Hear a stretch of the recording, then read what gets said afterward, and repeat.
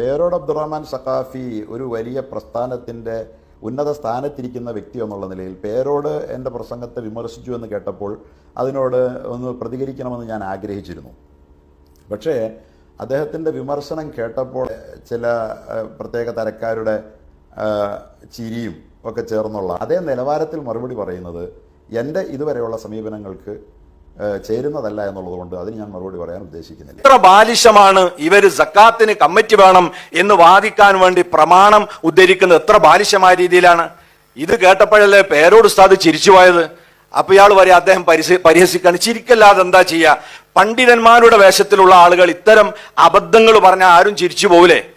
നോമ്പും സംഘടിതമായിട്ടാണ് അത്ര. എങ്ങനെയാണ് എനിക്കിതുവരെ മനസ്സിലായിട്ടില്ല നോമ്പ് എങ്ങനെ സംഘടിതമായിട്ടെന്ന് പറയുന്ന ദുർന്യായം എന്താണ്? ഇസ്ലാമിലെ ഫർളായ നിർബന്ധമായ കർമ്മങ്ങളെല്ലാം സംഘടിതമായിട്ടാണ് ചെയ്യേണ്ടത്. ഉദാഹരണത്തിന് 5 നേരത്തെ നിസ്കാരം അത് ജമാഅത്തായി സംഘടിതമായി ചെയ്യണം. അതുപോലെ തന്നെ ഹജ്ജ്, ഫർളായ ഹജ്ജ് അത് സംഘടിതമായ ചെയ്യുന്നത്, നോമ്പ് സംഘടിതമായ ചെയ്യുന്നത്. അതുകൊണ്ട് സക്കാത്തും സംഘടിതമാവണം, ഫർളുകളൊക്കെ സംഘടിതമായി ചെയ്താലേ ശരിയാവൂ എന്നുവരെ ഇവർ പ്രസംഗിപ്പിച്ചു. അലിയാർ ഖാസിമി എന്നു പേരുള്ള ഒരാള്, അദ്ദേഹം ഒരു പാവപ്പെട്ട ആളാണെന്ന് എനിക്ക് തോന്നുന്നത്. അദ്ദേഹം പറയാണ് സംഘടിതമായി സക്കാത്ത് കൊടുത്താലേ ശരിയാവൂ, കാരണം ഇസ്ലാമിന്റെ ഫർളുകളൊക്കെ അങ്ങനെ തന്നെ ചെയ്തെങ്കിലേ ശരിയാവുന്ന. നിങ്ങൾ ഇവിടെ ഒന്ന് ചിന്തിച്ചു നോക്കൂ. നിസ്കാരം സംഘടിതമായി ചെയ്യുന്നു എന്ന് പറഞ്ഞാൽ അതിന്റെ അർത്ഥം എന്താണ്? എല്ലാ നാട്ടിലും ഒരു കമ്മിറ്റി ഉണ്ടാക്കി നിസ്കാരം നിർബന്ധമുള്ള ആളുകളൊക്കെ ആ കമ്മിറ്റിക്കാരെ സമീപിച്ചതാ എന്റെ ളുഹുർ നിങ്ങൾ നിസ്കരിക്കണമെന്നാണ് അയാളെ ഏൽപ്പിച്ച് ഇയാൾക്ക് വേണ്ടി അയാൾ പോയി നിസ്കരിക്കുക. സക്കാത്തിൽ പതല്ലേ നടക്കുന്നത്.